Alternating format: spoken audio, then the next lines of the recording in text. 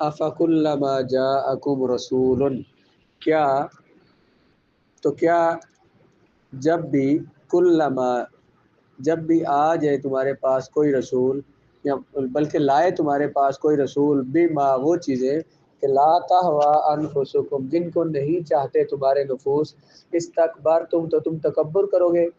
کیا اگر تمہارے پاس رسول وہ چیزیں لے کے آئے جنہیں تم نہیں چاہتے ہو، پسند نہیں کرتے ہو، تو کیا تم تکبر کرو گے؟ فَفَرِيقًا كَذَّبْتُمْ تو تم میں سے ایک فریق نے انکار کیا، اور وَفَرِيقًا كَذَّبْتُمْ ایک فریق کا، یعنی انبیاء میں سے ایک فریق کا، جماعت کا تم نے انکار کیا، وَفَرِيقًا تَقْتُلُونَ اور ایک جماعت کو تم قتل کرتے ہو۔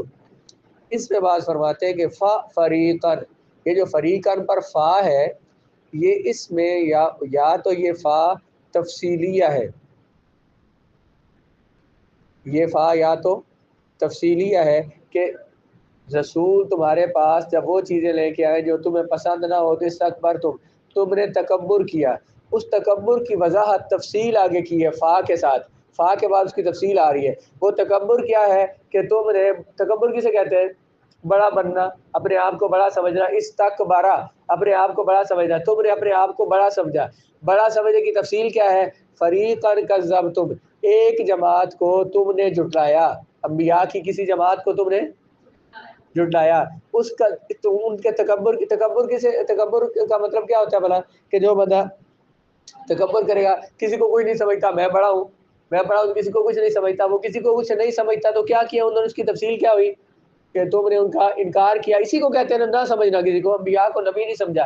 تو استکبر تم نے تکبر کیا، تم بڑے بنے۔ اس تکبر کرنے کی تفصیل کیا بیان کیا فا کے ساتھ کہ تم نے کیا کیا؟ انبیاء کی ایک جماعت کو تم نے جھٹلایا، انہیں جھوٹا کہا، ان کی تکذیب کی۔ یا یہ فا سببیہ ہے، یعنی انبیاء کے ایک گروہ کو قتل کرتے تھے اور ایک گروہ کو وہ جھٹلاتے تھے۔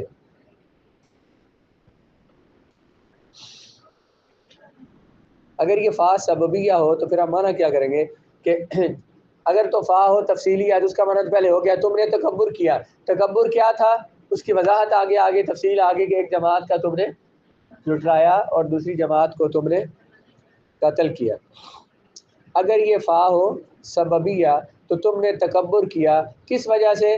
اس سبب سے کہ تم نے جھٹلایا ایک جماعت کو۔ تم نے جو نبیوں کو جھٹلایا نا، اس سے ظاہر ہوا یہ جو نبیوں کو جھٹلانا یہ سبب بنا تمہارے تکبر کا، یا تکبر سبب بنا نبیوں کو جھٹلانے کا۔ فا سببیہ تمہارا کیا کریں گے؟ تم نے تکبر کیا اور اس سبب سے تم نے جھٹلایا کس کو؟ ایک جماعت کو، اور اس سبب سے تم نے قتل کیا ایک جماعت کو۔ یہ قتل کرتے ہو۔ پھر دیکھیں آیت کو، پیچھے ماضی کے صیغے آ رہے ہیں۔ افکلما جاءکم کیا جب کبھی بھی تمہارے پاس آئیں گے رسول، لائیں گے رسول وہ چیزیں جن کو تم پسند نہیں کرتے ہو، استکبرتم فعل ماضی کا صیغہ کیا مطلب؟ تو تم نے تکبر کیا، یہ بھی ماضی ہے، جا بھی پیچھے فعل ماضی ہے، استکبرتم ماضی ہے۔ آگے کیا فرمایا؟ وفریقاً کذبتم ایک فریق کو تم نے، وفریقاً تقتلون ایک کو تم نے جھٹلایا، ایک فریق کو تم قتل کرتے ہو۔ پیچھے ماضی کے صیغے آ رہے ہیں اور یہاں پر کیا ہے؟ تقتلون، بار بار تفعلون جو مذکر مخاطب فعل مضارع ہے۔ یہاں مضارع کا صیغہ کیوں ذکر فرمایا جبکہ ان انبیاء کو قتل کرنا بھی تو گزشتہ زمانے کی بات ہے؟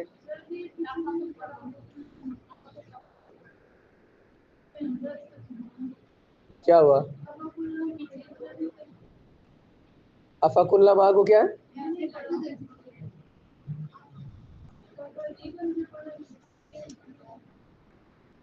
اچھا یہ بات پوری کر رہے ہیں، دوسرے پڑھ لیتے۔ یہاں مضارع کا صیغہ کیوں ذکر فرمایا جبکہ ان انبیاء کو قتل کرنا گزشتہ زمانے کا واقعہ تھا، اور اس سے پہلے تمام افعال میں ماضی کے صیغے استعمال کیے گئے ہیں، تو یہاں مضارع کا صیغہ ذکر کرنے کی وجہ کیا ہے؟ سوال سمجھ آ گیا؟ یہ کیا سوال تھا بھائی؟ اس آیت میں 3 صیغے ماضی کا ذکر کیے اور آخری تقتلون کیا فعل ہے؟ مضارع کا صیغہ ہے، تو پہلے ماضی کے صیغے آ رہے تھے، یہ مضارع کا صیغہ کیوں ذکر فرمایا؟ اس کو یہاں ماضی کیوں نہیں ذکر کیا گیا؟ اس کی 3 وجوہات ہیں۔ یہ وجوہات اللہ نے بیان نہیں کی، یہ مفسرین کو جو سمجھ آئی، یا تو صحابہ کرام نے رسول اللہ سے پوچھی یا ان کو خود جو سمجھ آئی تو انہوں نے بیان فرمائی۔ انبیاء کا قتل کرنا یہ اتنا ہوش ربا اور روح فرسا منظر ہے کہ گویا اب بھی وہ ذہن کے پردوں سے اوجھل نہیں ہوا اور ابھی ابھی واقعہ ہو رہا ہے۔ کہتے ہیں کہ انہوں نے یہودیوں نے کیا کیا؟ انبیاء کرام کو، بہت سے انبیاء کرام کو انہوں نے شہید کیا۔ کیا فرماتے ہیں کہ انبیاء کو شہید کرنا یہ اتنا ہوش ربا، ہوش کو لے جانے والا، ہوش اڑا دینے والا، روح فرسا اور روح کو ڈرا دینے والا منظر ہے کہ گویا کہ ابھی بھی وہ نظروں میں ہے، ابھی وہ ذہن کے پردوں سے اوجھل نہیں ہوا، گویا کہ ابھی ابھی وہ واقعہ ہو رہا ہے۔ اس وجہ سے اس کو تقتلون مضارع کے ساتھ ذکر کیا ہے۔ کیا بات کہی ہے بلا؟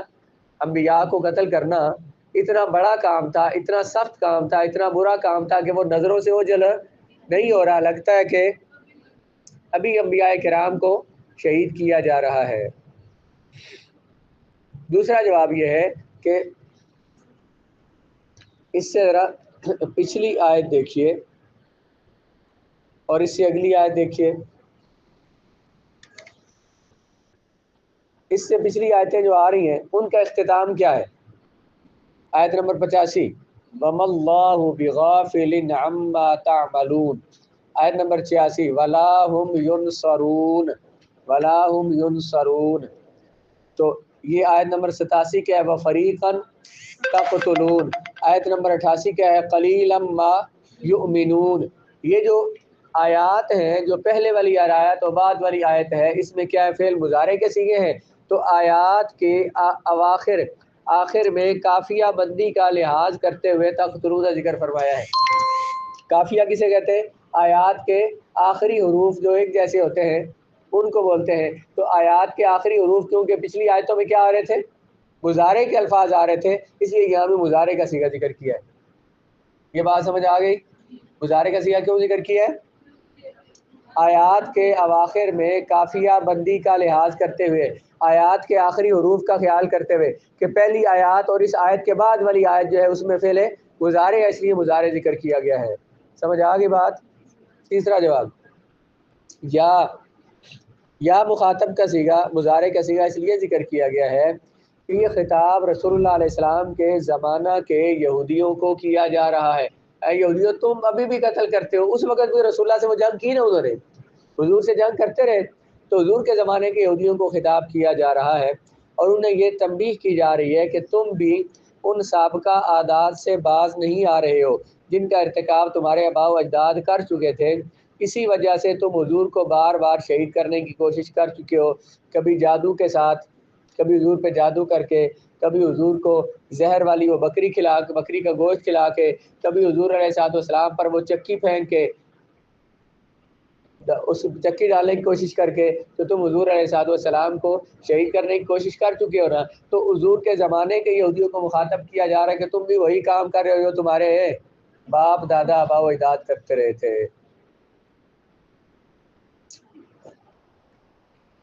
اور پیچھے رہ گیا تو افق الما اسے پڑھ لیں۔ اس میں حمزہ استفہام ہے اور یہود و نصارہ کو ان کی غلط کاریوں اور انبیاء کے متعلق ان کے رویہ پر ڈانٹنا اور جھڑکنا مقصود ہے۔ کیا جب بھی تمہارے پاس کوئی رسول لائے گا ایسی باتیں جو تمہارا دل جن کو ماننا نہیں چاہتا، تو کیا تم تکبر کرتے رہو گے؟ یہ جو انہیں اس انداز میں خطاب کیا جا رہا ہے، کیا جب بھی تمہارے پاس رسول آئیں گے وہ باتیں لائیں گے جو تم پسند نہیں کرتے، اور کیا تم پھر بھی تکبر کرو گے؟ تو یہ انداز کس لیے؟ ان کو غلط کاموں پر ڈانٹنے کے لیے اور جھڑکنے کے لیے، یہودیوں کو ان کے غلط کاموں پر ڈانٹنے اور جھڑکنے کے لیے۔ یعنی کتنے ہی جلیل قدر انبیاء آئے جن کو انہوں نے جھٹلا دیا یا قتل کر دیا، اور ان کا یہ رویہ بڑا ہی تعجب خیز ہے اور بعید از قیاس ہے۔ یہ جو سوال ہم اس طرح سے کرتے ہیں نا، یہ استفہام انکاری ہوتا ہے۔ مطلب کہ کیا تم سبق نہیں پڑھو گے؟ سبق نہیں پڑھو گے مطلب کیا ہوتا ہے بھلا؟ پڑھنا ہے تم نے ضرور. تو اس کو بولتے ہیں استفہام انکاری. یہاں پر بھی وہ انداز ہے, کیا کوئی بھی تمہارے پاس رسول آئے گا تم ایسے ہی کرتے رہو گے, مطلب کہ تمہیں پھیڑا کام نہیں کرنا, یہ کام نہیں کرنا تم نے. اس پر انہیں کیا کیا جا رہا ہے, ڈانٹا جا رہا ہے. یعنی کتنے ہی جلیل قدر انبیاء آئے تو جنہیں انہوں نے یہودیوں نے جھٹلایا یا انہیں قتل کر دیا, تو ان کا یہ رویہ بڑا تعجب خیز ہے اور بعید از قیاس ہے, عقل میں آتا نہیں ہے. لا تہوا, تہوا باب کیسے چلتا ہے, ہوا یا ہوا ہوگا, حاویہ یا ہوا بھی, میرے خیال میں 2 باب اس کے چلتے. جس کو ان کے نفس پسند نہیں کرتے. ہوا آپ نے اردو میں بھی ہوا و ہوس بولتے ہیں, لفظ ہوا خواہش کو کہتے ہیں. اگر اس کی ماضی مکسور العین ہو, حاویہ یا ہوا ہو, تو اس کا معنی ہے محبت کرنا یا خواہش کرنا. اور اگر مفتوح العین ہو, ہوا یا ہوا, اس کا معنی ہوتا ہے گرنا. ہوا یا ہوا ہو تو اس کا معنی, اور مکسور العین ہو حاویہ یا ہوا تو اس کا معنی.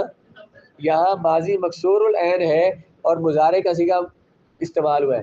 یہاں پہ جو ہے نا لا تہوا, یہاں وہ ماضی مفتوح العین والا نہیں ہے بلکہ کس والا ہے, ماضی مکسور العین والا. اصل میں کیا تھا, حاویہ یا ہوا, کیا معنی ہے جس کا, خواہش کرنا, محبت کرنا. تو افا کلما جاءکم, کیا جب بھی تمہارے پاس رسول آئیں, بما, ان چیزوں کے ساتھ, وہ چیزیں لے کر, لا تہوا, جن کو پسند نہیں کرتے تمہارے نفس, جن کو نہیں چاہتے تمہارے نفس,